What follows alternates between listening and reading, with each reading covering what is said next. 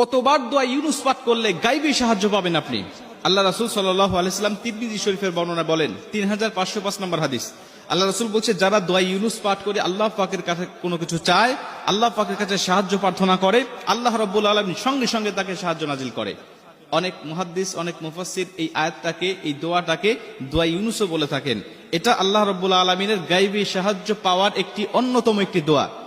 তিরমিজি শরীফের বর্ণনায় আল্লাহ রাসূল সাল্লাল্লাহু আলাইহি ওয়াসাল্লাম বলেন, আমার ভাই ইউনুস আলাইহিস সালাতু ওয়াসসালামকে যখন নৌকা থেকে যখন সাগরে নিক্ষেপ করা হয়েছিল, নৌকা থেকে যখন তাকে সাগরে নিক্ষেপ করা হলো, তিনি পানির নিচে পড়ে গেলেন।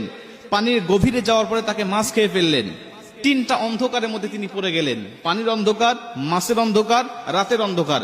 তিনটা অন্ধকারের মধ্যে থাকলেন, কোথাও কোনো সাথী ছিল না, তার কাছে কোনো সাহায্য করার মতো কোনো মানুষ ছিল না।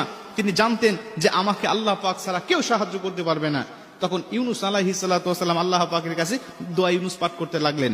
তিনি বলতে থাকলেন, লা ইলাহা ইল্লা আনতা সুবহানাকা ইন্নী কুনতু মিনাজ জালিমিন। হে আল্লাহ, তুমি ছাড়া কোনো মাবুদ নাই, তুমি মহান, তুমি পবিত্র। আল্লাহ, আমি জালিম হয়ে গিয়েছি, আমি নিজের উপরে জুলুম করেছি। আল্লাহ, তুমি ছাড়া সাহায্য করার মতো আমার কেউ নাই। আল্লাহ রাব্বুল আলামিন তাকে মাছের পেট থেকে আল্লাহ পাক তাকে হেফাজত করলেন।